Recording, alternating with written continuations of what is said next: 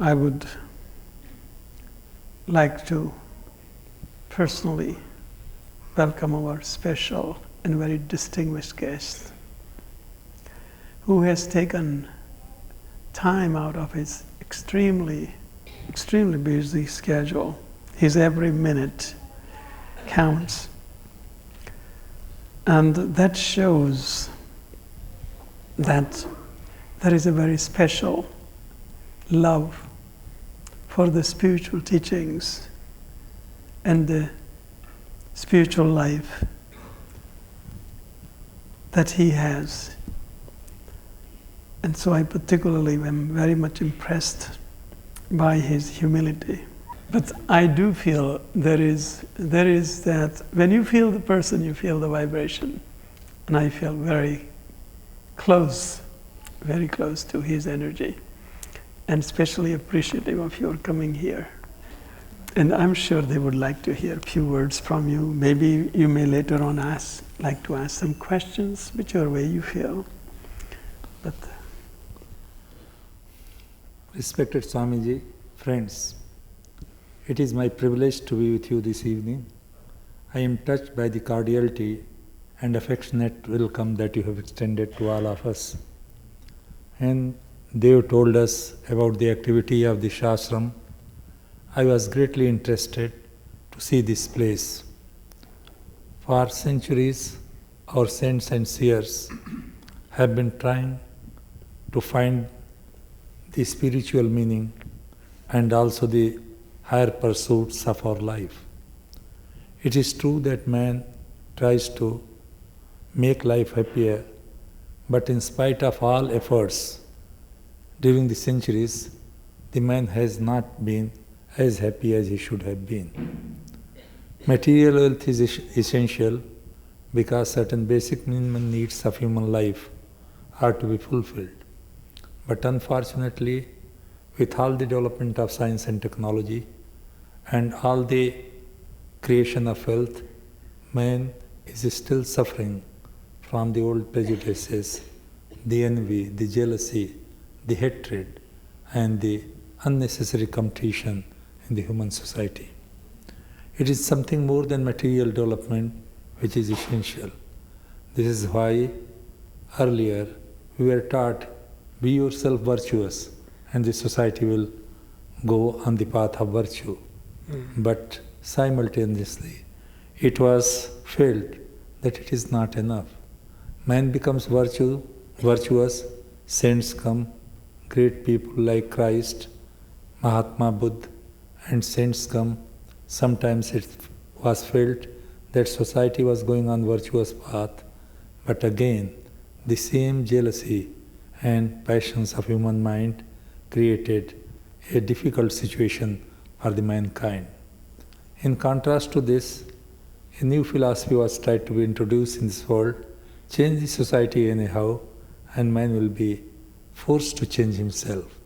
That has also not worked, and you see how it has been a failure. In India, a new philosophy was given by Mahatma Gandhi. He said, while trying to change society, first try to change yourself, because unless and until you have compassion, sympathy, and identification with the poorer people of the world, you cannot bring about a new social order. This was what Christ said, identify yourself with the poor.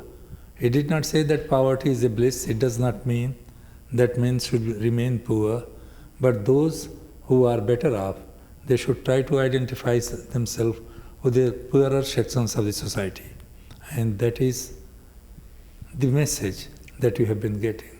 But it is not enough that you should become virtuous yourself. You should try to fight all those prejudices, all those sectarian views that are rampant in the society today. I am glad that you are not in this center, you are not working for the spiritual uplift of individuals, but you are trying to make society happier by giving them lessons in health technique and also giving them lessons under the leadership of Swamiji for concentration of mind, because without a healthy mind, you cannot have healthy body and without healthy body and mind, you cannot create a society which is happier, healthy, and peaceful. I hope and I am confident that such centers will create a new awakening among the people to create new human beings who are compassionate about the suffering of others. And with your efforts, Swamiji, and with the hard work of all our disciples, we shall be perhaps moving in a direction where we shall move in the directions where our seer said that all humanity is one family. We shall move towards this human brotherhood, peace and understanding. That is the goal of human life. Let us hope and trust that this type of centers will create a feeling of new brotherhood in the world, and we shall move towards prosperity, peace and progress.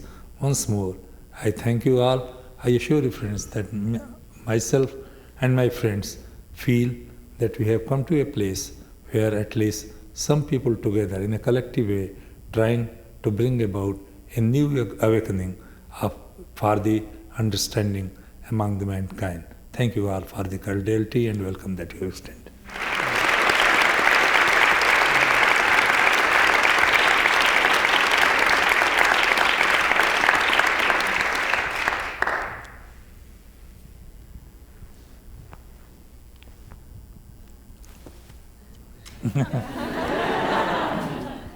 Yes, thank you.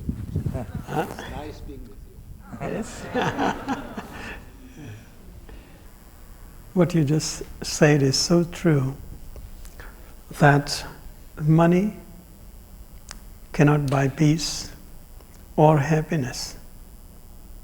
If we follow the Dharma appropriately, prosperity naturally comes. You may not become attached to it, but it invariably comes. And it brings all the fulfillments. And if you get stuck with it, then you never go to moksha. If you practice Dharma, you can have the artha, means material success, kama means fulfillment of desires. And if you get stuck in any one of the two or both of them, you never go to moksha, means liberation. You get caught. But practice Dharma and you'll be prosperous without any doubt. And then your values must be so deeply ingrained into the Dharma and the liberation that you use the prosperity and you live the life, a simple, natural life, so that you never get caught in it. And this is what makes this is what brings the true and lasting peace and happiness in life.